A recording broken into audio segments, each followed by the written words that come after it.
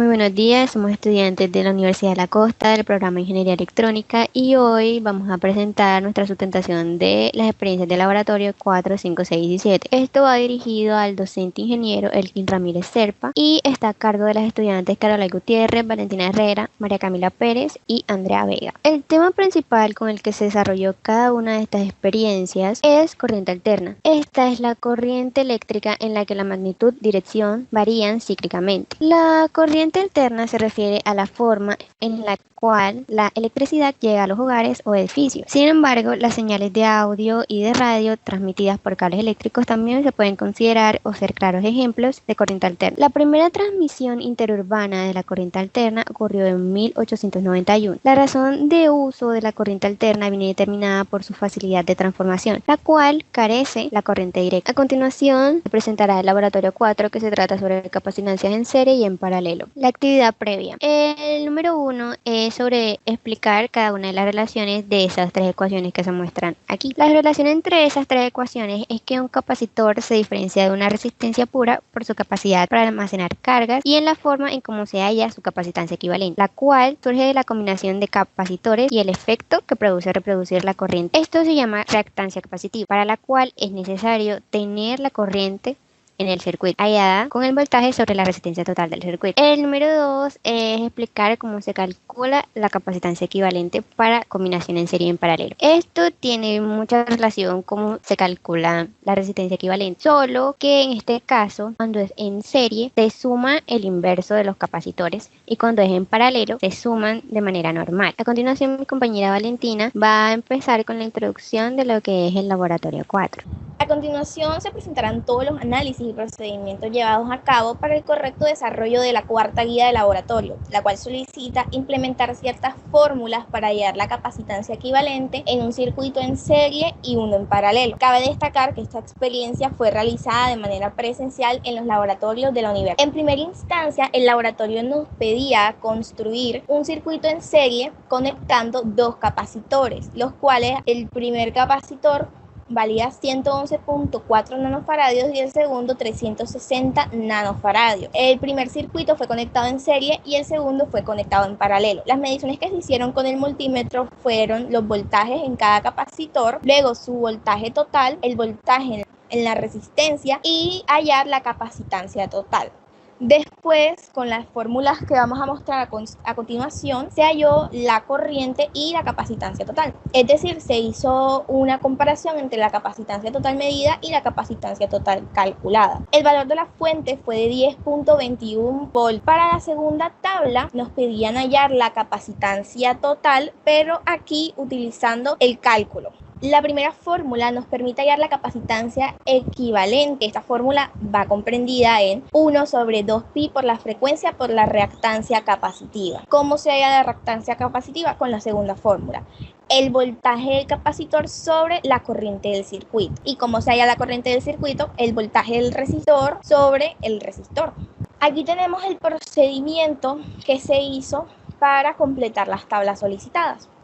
Para hallar la reactancia capacitiva se utiliza el voltaje total calculado de los capacitores, es decir, esta columna de acá. Para hallar la corriente total se utilizó la fórmula del voltaje de la resistencia sobre la resistencia, es decir, el valor de la resistencia en ohmios. Esto nos arrojó el valor de 30.769.23 ohms. Después reemplazamos este valor en la fórmula de capacitancia total, arrojándonos 0.086 microfarad. Se hizo el procedimiento para hallar los valores en paralelo. Se hizo lo mismo, se utilizaron las dos fórmulas descritas anteriormente, arrojándonos 0.46 microfaradios. Para la segunda tabla nos piden hallar por medio de cálculos la capacitancia equivalente, es decir, corroborar los cálculos hallados con el multímetro en la primera tabla. Entonces se utilizó la fórmula para hallar la capacitancia equivalente en serie, que es el inverso de la suma de los capacitores, dándonos 0.085 microfaradios. Vemos acá la comparación de que con las variables halladas con el multímetro nos dio 0.086, nos dio prácticamente igual. Y para el paralelo, que es la suma de los capacitores, nos dio 0.47 y medido con el multímetro dio 0.46.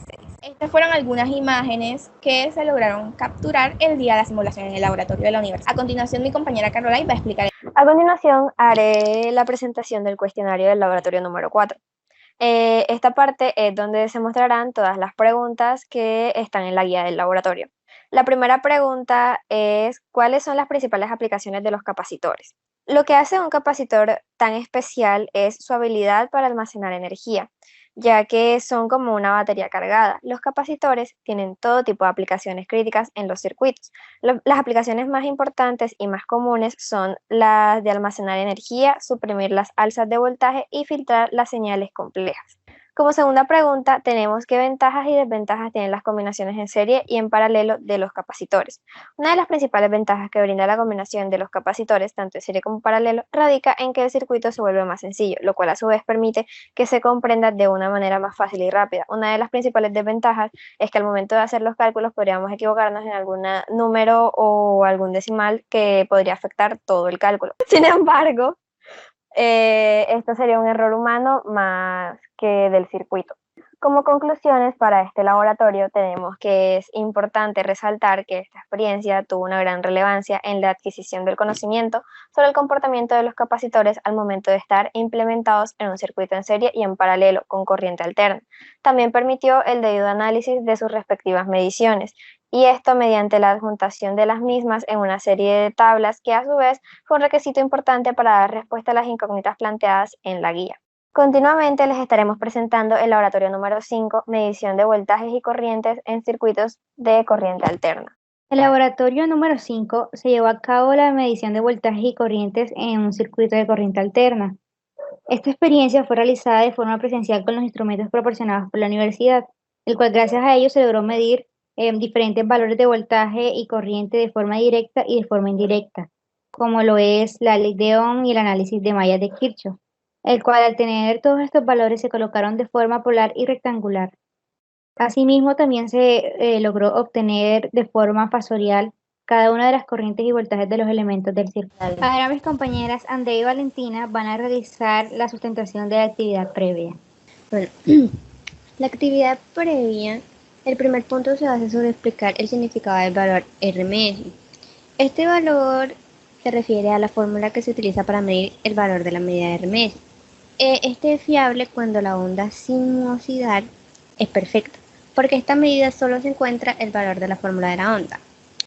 El segundo punto es en la representación fasorial en donde aparece la frecuencia.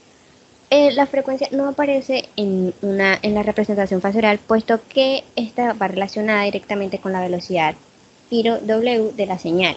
El siguiente interrogante nos dice: al derivar, si usamos fasores, pasamos de una derivada a. Los fasores son implementados para pasar de una derivada a una multiplicación por JW. Por ejemplo, para el caso que se requiera transformar la derivada del voltaje senoidal respecto al tiempo a forma fasorial, debería quedar una multiplicación de la unidad de los números imaginarios J por la frecuencia, que es W, como vemos en este recuadro de acá. Luego nos pregunta qué forma de representar es un fasor. Entonces, un fasor es una forma de representar funciones senoidales, puesto que es el medio más sencillo para poder analizar circuitos lineales excitados por fuentes senoidales. La última pregunta de la actividad previa nos pide describir las relaciones fasoriales entre el voltaje y la corriente para las resistencias, inductancias y capacitancias. Para ello, en la siguiente diapositiva vamos a observar las imágenes características de ello, es decir, sus relaciones fasoriales.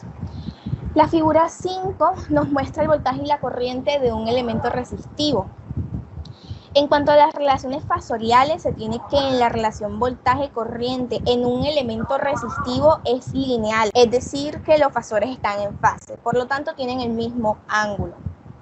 La figura 6 es la imagen fasorial de un inductor. Entonces, en el inductor se tiene que el fasor de la tensión tiene 90 grados más que el fasor de la corriente.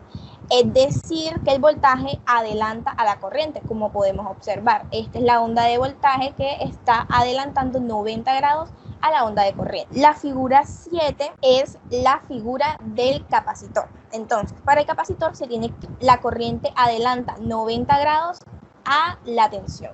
A continuación, mi compañera Andrea les va a explicar el procedimiento que se tuvo en la guía 5. Como ya antes fue mencionado, esta experiencia fue desarrollada de manera presencial. Al momento de ser realizada y se solicitaron los materiales, el auxiliar de laboratorio fue quien procedió a medir los valores de los dos inductores con un medidor LCR. Los elementos, como se puede observar, fueron montados en la protoboard con las indicaciones previas de la guía. Pero antes de conectar los elementos a la fuente de voltaje, se midió la resistividad con ayuda del multímetro. Al momento de ser conectados los elementos y se hicieron las respectivas mediciones de corriente y voltaje como general y de cada uno de los elementos. Esto fue adjuntado en esta tabla que se observa aquí. Aquí se ven cada uno de los valores medidos y dados por el multímetro. Posterior a esto, se calculó la reactancia inductiva para cada inductor, teniendo en cuenta los datos obtenidos previamente y también la frecuencia de operación eléctrica en Colombia, que es de 60 Hz. Como se puede observar en esta tabla, aquí se ven los valores de la reactancia por medio de la ley de Ohm y por medio de XL igual a WL. La siguiente tabla, esta que es un poco más extensa, se registraron los fasores de voltaje y corriente de cada elemento utilizando los valores de la tabla anterior y se redibujó el circuito, indicando los valores de impedancia, aplicando la ley de Ohm, ley de voltaje y de corriente de Kirchhoff. Aquí se puede observar que nosotras convertimos de números normales a números complejos para tener una mayor facilidad al momento de hallar los distintos valores. Aquí se puede observar cada una de las ecuaciones utilizadas, sea para la impedancia, inductancia, calcular el voltaje y la corriente. También se halló el factor de potencia utilizando esta ecuación. A continuación pueden observar los cálculos realizados para hallar cada uno de los valores y comprobar que sí concordaban con los valores medidos tanto en el multímetro y en el medidor LCR. Ahora mis compañeras Carola y María Camila están a cargo de presentarles el cuestionario de esta experiencia de laboratorio. Para las primeras preguntas del cuestionario, se tiene que el valor del factor de potencia de cada elemento se empleó la ecuación para hallar la misma con el valor de la resistencia sobre la impedancia total, el cuales fueron anotados en una tabla como se visualiza en estos momentos. Es donde se analizaron los resultados, se puede visualizar que el factor de potencia de las resistencias que se encuentran en serie con un inductor es más alto que el factor de potencia encontrado en la resistencia 3, que se encuentra unitario en paralelo. También se tiene en cuenta que el valor de los factores e inductores son muy bajos. Asimismo, se calculó el factor de potencia en las impedancias, en el cual se analiza que son iguales a las resistencias, debido a que por definición ya determinada, las impedancias corresponden a las resistencias de un circuito de corriente alterna. La segunda pregunta del cuestionario, en los ángulos de desfase entre las corrientes y voltajes de los elementos, se tuvo en cuenta que los valores en forma polar se resuelve que en R1 y R2 el ángulo se encuentra en fase y las reactancias inductivas la corriente se encuentra adelantada 90 grados con respecto al voltaje. En el análisis del ángulo de desfase entre la corriente y el voltaje total de la fuente, se observa cómo en la tabla 3 adelanta la corriente por 90 grados y también se observa cómo los valores de voltaje y la corriente, tanto en el inductor 1, 2 y en el 3, son los mismos valores que dan en sus respectivas resistencias. Esto es debido a que los valores de la impedancia cuando los elementos se encuentran en serie resultan siendo equivalentes. Bueno, continuando con la pregunta número 4 del cuestionario, donde dice que el ángulo de desfase entre la corriente total y el voltaje de la fuente. En el análisis del ángulo de desfase entre la corriente total y el voltaje de la fuente se destaca como en la tabla y en el diagrama fasorial explicados anteriormente por mis compañeras, el voltaje adelanta la corriente por 90 grados. Se observa cómo los valores del voltaje y de la corriente, tanto en el inductor 1 como en el inductor 2 y en el inductor 3, son los mismos valores que dan en sus respectivas resistencias. Esto se debe a que los valores de la impedancia cuando los elementos se encuentran en serie resultan siendo equivalentes. Y por último tenemos la pregunta 6 que dice que el efecto de la variación de la frecuencia de la fuente de alimentación. Con respecto a la variación de la frecuencia en el voltaje, se dice que existen estas variaciones en un sistema eléctrico de corriente alterna cuando se produce una alteración del equilibrio de cargas y de la generación. En conclusiones, es importante resaltar que todos los procesos y análisis que se realizaron a lo largo del informe fueron claves para hallar cada uno de los valores de las unidades de medida, como el voltaje, la corriente y la reactancia, los cuales a su vez se requieren para comprender el correcto funcionamiento de los circuitos electrónicos. A partir de los resultados obtenidos que se muestran en las tablas, se puede afirmar que se hizo un buen uso de las ecuaciones y las fórmulas dadas para el hallazgo de los valores requeridos, los cuales van de acuerdo con los objetivos planteados al inicio de este informe y radican en el hallazgo de la corriente y el voltaje del circuito, implementando diversos métodos y en la observación del comportamiento de dichos circuitos con la corriente alterna. Esta experiencia tiene un carácter esencial debido a que para poder realizar un circuito electrónico en la vida real se debe tener en cuenta el análisis cuantitativo del flujo de corriente, sus distintos elementos constituyentes y los factores que podrían alterar los resultados esperados en el circuito. Para esto, lo ideal sería hacer una simulación para analizar su comportamiento y funciones antes de cometer un error que puede llegar a dañar los implementos. A continuación, mi compañera Andrea realizará una breve introducción sobre el laboratorio número 6, que es de circuitos RLC en serie y en paralelo. Este laboratorio tiene como tema inicial los circuitos RLC. Estos son circuitos lineales que se componen de una resistencia eléctrica, una bobina y un capacitor.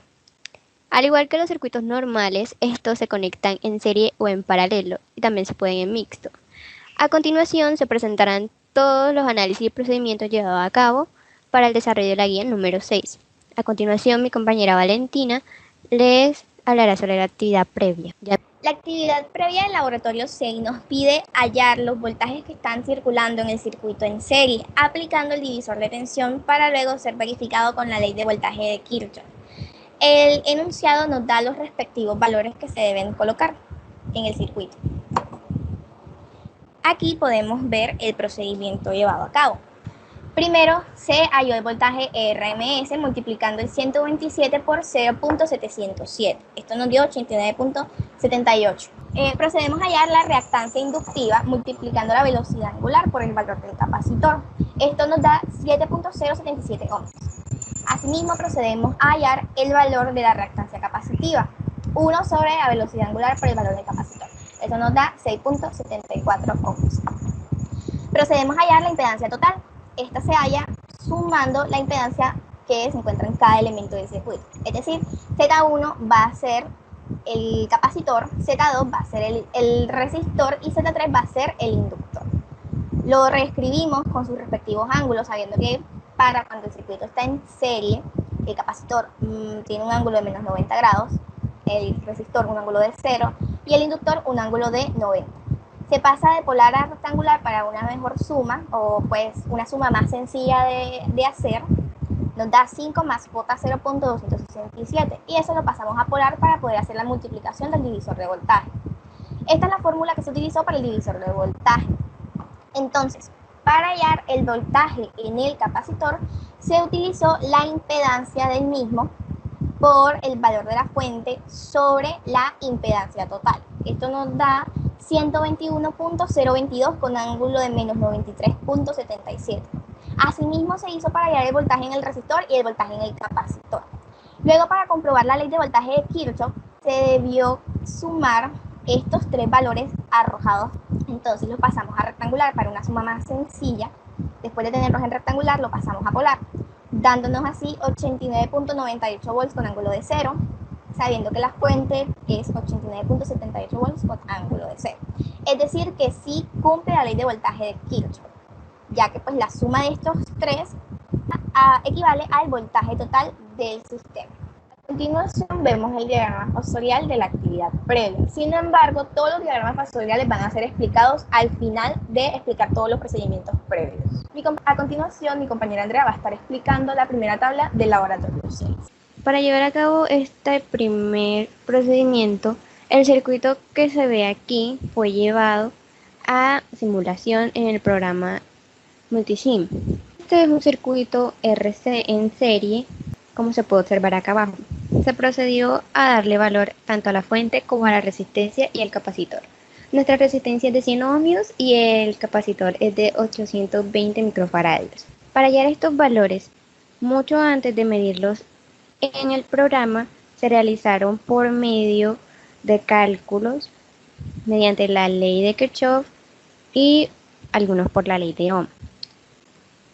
Estos números que se ven aquí Principalmente estaban en números normales, pero para desarrollarlos de manera más rápida fueron pasados a números complejos, tanto en su forma polar como en su forma rectangular. Acá abajo se puede observar las mediciones realizadas con el multímetro en el programa Multisim. Como se puede observar aquí cada uno de los procedimientos realizados. Primeramente se halló la reactancia del capacitor para tener un valor más centrado y no muy extenso del capacitor. Después se sacaron las impedancias Z1 y Z2, siendo Z1 el valor de la resistencia y Z2 el valor del capacitor, colocándola así en forma polar. El ángulo dado a la resistencia es de 0 y el ángulo del capacitor es de menos 90. Estas dos impedancias fueron sumadas hallando así la impedancia total, que es este valor que se observa aquí. Mediante esta y la ley de voltaje de Kirchhoff se halló el voltaje en la resistencia y el voltaje en el capacitor, que fueron ubicados en la tabla como se puede observar aquí y fueron pasados a su forma rectangular. Con estos resultados se procedió a obtener el voltaje total, que es de 14 con ángulo de 0 grados, siendo así y dando paso a hallar la corriente total, que se halló por medio del voltaje total y la impedancia total, dando así la corriente total del circuito, que es la misma en ambos elementos, puesto que es un circuito en serie. Ahora mi compañera Caroline va a proceder a explicarle la tabla número 2. Como segundo punto de esta experiencia tenemos que repetir el mismo procedimiento del circuito anterior, solo que esta vez en lugar de usar un condensador debemos utilizar un inductor. Nosotros utilizamos los mismos valores, la misma fuente de 14 voltios, la misma resistencia de 100 ohmios. La única diferencia es que el inductor tenía un valor de 820 microhenrios. Primeramente, para lograr el hallazgo de los valores mostrados en esta tabla, se realizó la simulación haciendo uso del programa de simulación y esquemas de captura Multisim, en donde se midió el valor de la corriente total del circuito, el cual dio 139.997 miliamperios, y posteriormente se midieron los valores de voltaje de la resistencia y del inductor. En la resistencia dio 14 voltios y en el inductor dio 43.843 milivoltios. Este procedimiento, después de realizar esto, realizamos los cálculos para comprobar que estas mediciones fueran correctas y para poder hallar los ángulos que van a servir para realizar el diagrama fasorial posteriormente de este. Bueno, aquí primeramente se tomó el valor de E, que serían los 14 voltios de la fuente, con un ángulo de 0 grados. Después tenemos el valor del inductor, que son 820 microhenrios, y para sacar la reactancia inductiva utilizamos la fórmula de 2pi por la frecuencia por el valor del inductor. Eso dio 0.309 ohms. Posteriormente tomamos a Z1 como la resistencia, entonces sería el valor de 100 con un ángulo de 0 grados. Z2, que vendría siendo el valor de la reactancia inductiva, sería 0.309 con un ángulo de 90. Para ZT, como es un circuito en serie, se tendría que sumar Z1 más Z2. Entonces se suman se suman 100 con ángulo de 0 grados más los 0.309 con el ángulo de 90 grados. Eso da un valor de 100.0004 con un ángulo de 0.177. Para hallar el valor del voltaje en la resistencia, se multiplica el valor de Z1 con el valor de la fuente sobre el valor de ZT. Eso nos da un total de 14 voltios con un ángulo de menos 0.177. Y como podemos comprobar, dio el valor del voltaje que da aquí en la simulación. Entonces ese valor sería correcto. Para hallar el valor del voltaje en el inductor, se utilizó la misma fórmula anterior, exceptuando que en lugar de colocar el valor de la resistencia, se coloca el valor de la reactancia inductiva. Ese valor dio 43.2 milivoltios con un ángulo de 89.823. Como podemos comprobar, dio un valor técnicamente similar, solo que en las décimas acá dio 843 y acá dio 2 milivoltios. Eso se debe a las décimas tomadas en los cálculos. Para comprobar que estos dos voltajes fuesen correctos, se tenían que sumar y tenían que dar el valor total del voltaje en la fuente, que eran los 14 voltios con 0 grados. Entonces se toman los 14 voltios que dieron con ángulo de menos 0.177 que dio en el voltaje de la resistencia, y se toma el voltaje del inductor, que fueron 43.2 milivoltios con ángulo de 89.823. Esos dos resultados se suman y eso da 14 voltios con 0 grados, y efectivamente es el valor que da en la fuente, demostrando que los valores del voltaje calculados fueron correctos. Para hallar la corriente total, como es un circuito en serie, la corriente va a ser igual por todo lo que pasa a través de todos los elementos. Entonces, para hallar esta corriente total, se necesita el valor de la fuente sobre el ZT. Entonces, sería igual a los 14 voltios con ángulo de 0 grados sobre 100.0004 con ángulo de 0.177. Eso sería igual a 139.999 miliamperios con un ángulo de menos 0.177, que vendrían siendo la corriente que dio aquí, demostrando que la corriente medida con la calculada son iguales, dando un valor correcto. Posteriormente se tomaron estos valores de forma polar y se pasaron a la tabla, y estos valores, para pasarlos a forma rectangular, lo implementamos la calculadora, que fue de bastante utilidad para no tener que hacer todo el procedimiento completo de pasar de polar a rectangular, sino que lo usamos de forma directa desde la calculadora y lo transformamos en forma rectangular. A continuación, mi compañera Valentina realizará la explicación del punto 3. En el tercer punto del procedimiento nos pide construir dos circuitos, uno en serie y otro en paralelo, y también hallar sus voltajes corrientes y el diagrama fasorial para cada uno. En primera instancia se armó el circuito en serie y se rellenaron los datos que se pedían en la tabla, es decir, el voltaje para el resistor, el inductor y el capacitor. Aquí vemos el simulador con los valores arrojados, que son parecidos a los valores arrojados en forma polar. Esto sirvió de mucha utilidad para saber que los cálculos estuviesen correctos. El procedimiento. El voltaje utilizado ya estaba en voltaje RMS, se dejó igual. Se pasó el valor del inductor a reactancia inductiva por medio de la fórmula, dando así 56.54 miliohms. Así se hizo lo mismo para hallar la reactancia capacitiva, 1 sobre 2pi por frecuencia por el valor del capacitor, que eso nos dio 7.47 ohms. Se halló entonces la impedancia total haciendo la suma de los componentes conectados en serie con su respectivo ángulo. Para el inductor el ángulo en 90 grados positivo y para el capacitor el ángulo en negativo, es decir, menos 90. Se pasa a rectangular para realizar la suma fácilmente, dándonos así 220 menos J 7.414. Esto lo vamos a pasar a polar para poder hallar los voltajes, haciendo uso nuevamente de la fórmula del divisor de tensión. Entonces, para hallar la tensión de la resistencia, se utilizó la impedancia de la resistencia multiplicado por el valor de la fuente sobre la impedancia total hallada. Esto nos dio 15 voltios con ángulo de 1.93. Lo pasamos enseguida a rectangular para luego hacer la comprobación de la ley de voltaje de Kirchhoff. Se hizo lo mismo para hallar el voltaje en el inductor y en el capacitor. Es decir, la impedancia de cada uno, la impedancia del inductor, la impedancia del capacitor, por el valor de la fuente sobre la impedancia total hallada. Para el inductor nos dio 3.85 milivoltios con ángulo de 91.93, lo pasamos a rectangular, arrojándonos este resultado que vemos en pantalla.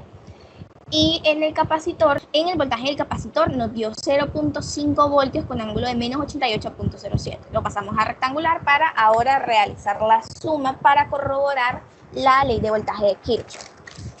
Entonces, al realizar la suma de los tres valores en rectangular, obtenemos 15 con ángulo de 0.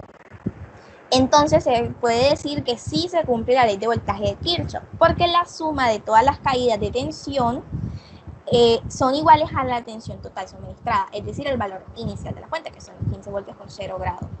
Ahora, como sabemos que es un circuito en serie, la corriente es la misma para todos los componentes conectados en serie.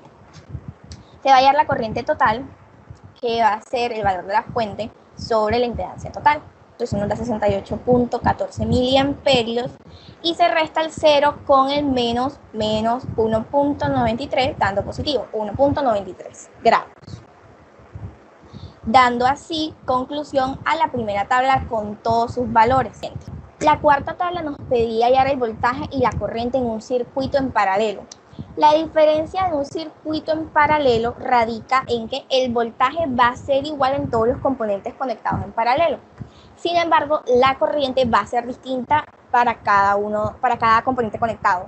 Es decir, la corriente del resistor es distinta, la del inductor es distinta y la del capacitor es distinta, dando así que al sumar las corrientes en cada tramo nos va a dar la corriente total del circuito cumpliendo la ley de corriente de Kirchhoff.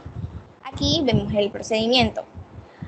Algo curioso es que acá no se va a utilizar impedancia, se va a utilizar la admitancia, que es el inverso de la impedancia. Acá ya tenemos los valores hallados debido a que fueron los mismos que se utilizaron en el circuito en serie. Por eso ya tenemos los valores acá escritos con su admitancia capacitiva y con su admitancia inductiva.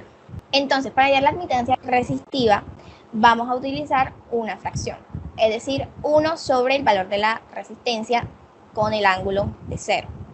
Esto nos da un valor en polar y nosotras lo vamos a pasar a rectangular para hacer sumadas para hallar la admitancia total.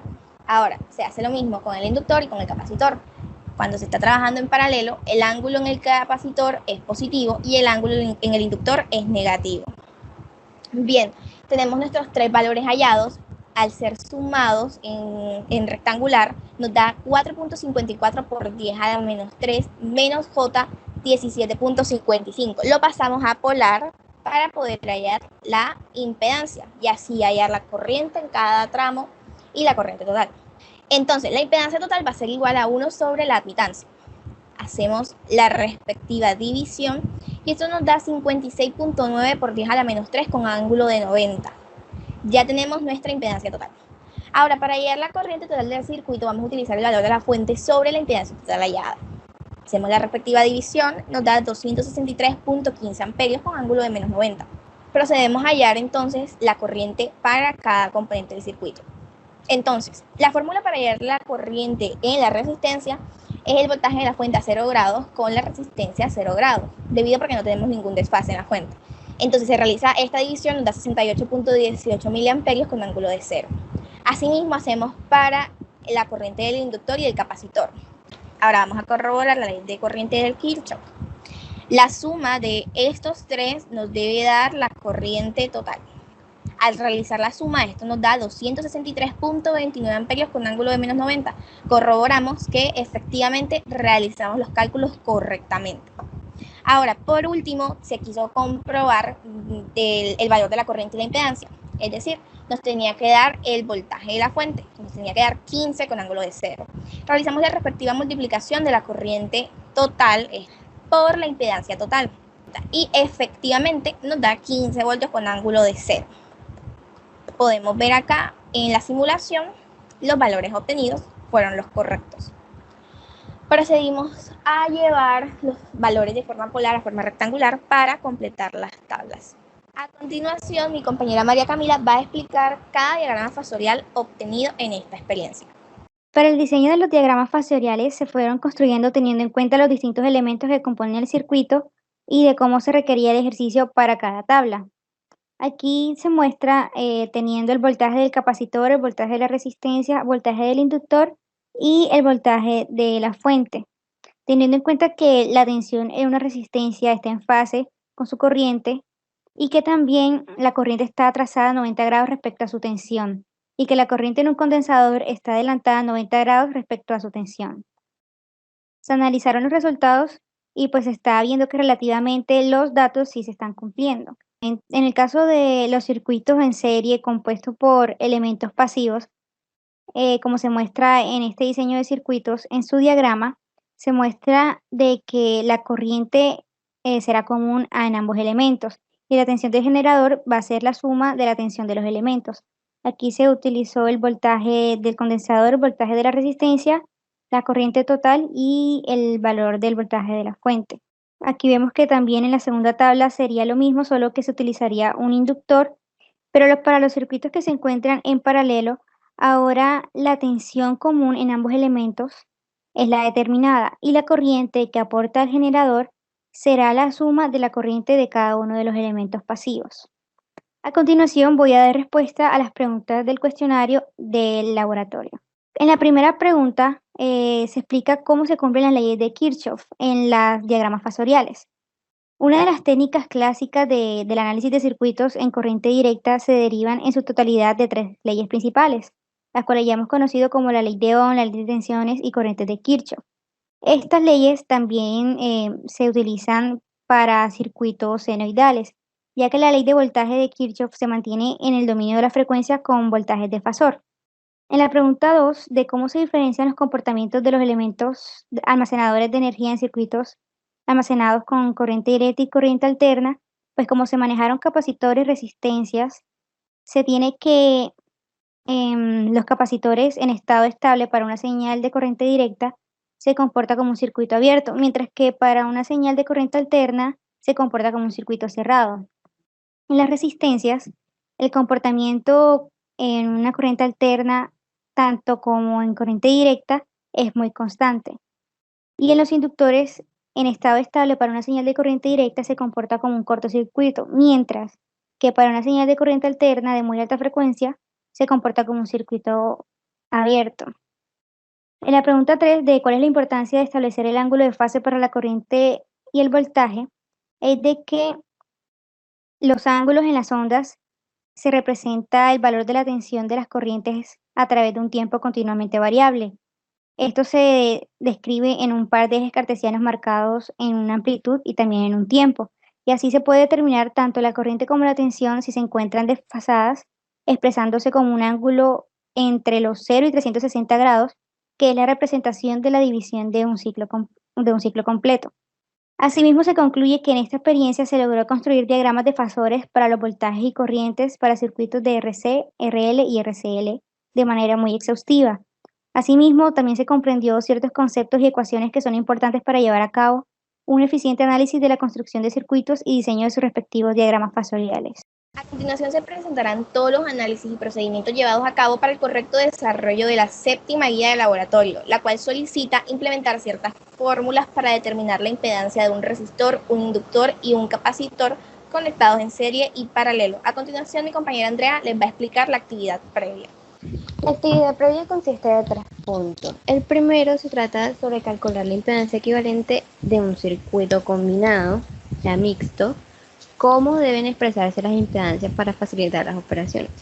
Pues luego de realizar las asociaciones en serie y en paralelo, tal como si fuesen resistencias, solo que aquí se realizan operaciones matemáticas con números complejos. O sea, para expresar las impedancias de manera más fácil, se convierten a números complejos, sea polar o en rectangular. La segunda interrogante es ¿qué inconvenientes tiene la ley de Ohm para determinar la impedancia equivalente de un circuito? Puesto que la impedancia equivalente se halla de la misma forma que una resistencia equivalente, es decir, la suma de estas, la ley de Ohm no tiene, por así decirlo, cabida en ese momento, pues solo son sumas de los valores de estas impedancias. Y la tercera interrogante es ¿cómo se define el factor de potencia para un circuito? Pues el factor de potencia es una unidad de medida de la eficiencia eléctrica. Este sirve para determinar el nivel de rendimiento de cada equipo electrónico. Ahora mi compañera Carolai procederá a explicar los procedimientos de esta experiencia de laboratorio. Primeramente, para la realización de esta experiencia, se debía diseñar un circuito que nos mostraban en la guía de laboratorio y de este circuito habría que obtener las medidas de corriente y de voltaje. También se debían medir los ohmios de la resistencia en el inductor.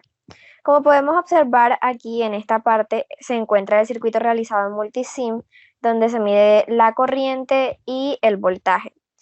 Aquí en esta tabla se encuentran tabulados todos los datos.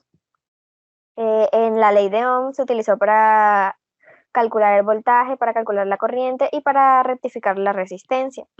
Posteriormente debíamos completar esta tabla con un circuito similar al que hicimos aquí en la figura 34. Sin embargo, había que cambiarle la fuente de voltaje por una de corriente alterna, porque aquí utilizamos una fuente de voltaje de corriente directa. Lo primero que se hizo fue colocar el valor RMS, que en el simulador ya no lo dan, que eran 120 voltios.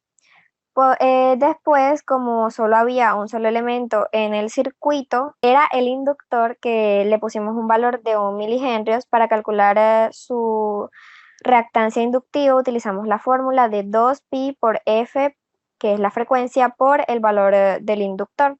Eso nos dio 0.377 ohms. ZT vendría siendo igual a el valor de la reactancia inductiva. Esto se debe a que, como era el único elemento en el circuito, pues va a ser el único en la impedancia total. Para calcular la corriente se utilizó el valor de la fuente sobre ZT. Esto da un total de 318.302 amperios con un ángulo de menos 90. Y para calcular el voltaje en el inductor se utilizó la corriente hallada que multiplica a ZT.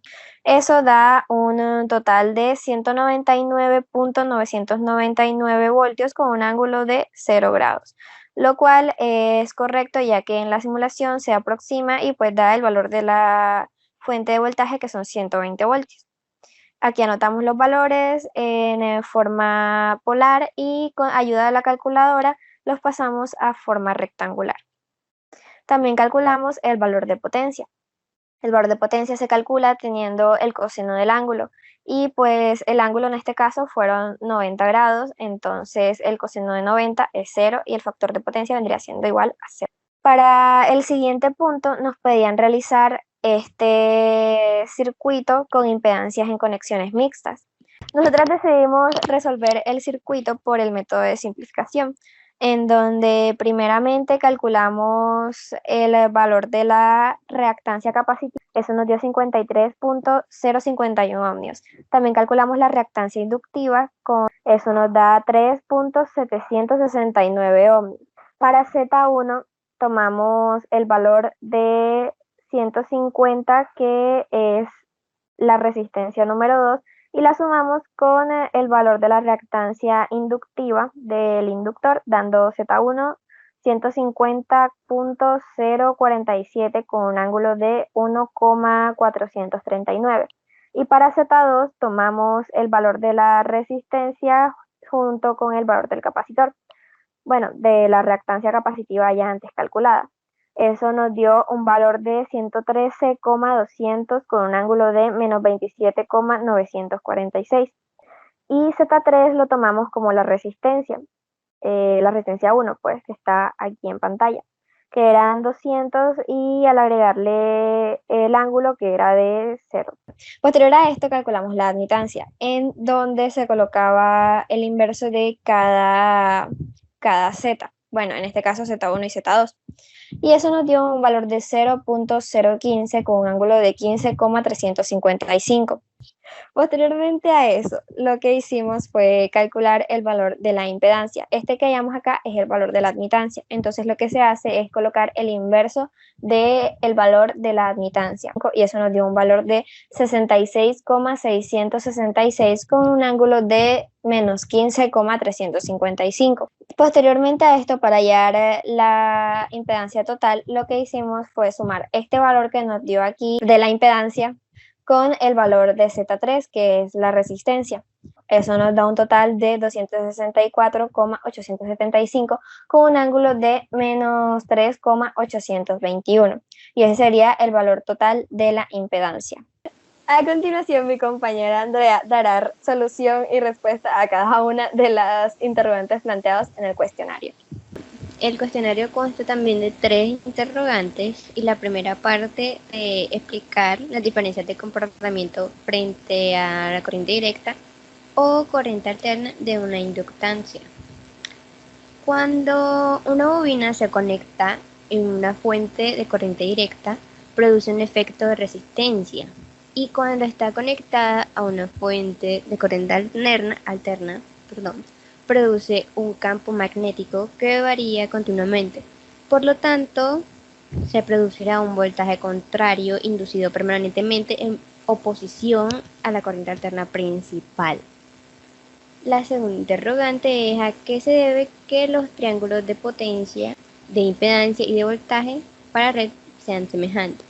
Bueno, los tres elementos que constituyen la potencia eléctrica consumida en un circuito de corriente alterna pueden ser representados por los tres lados del triángulo rectángulo, conocidos comúnmente como el triángulo de las potencias.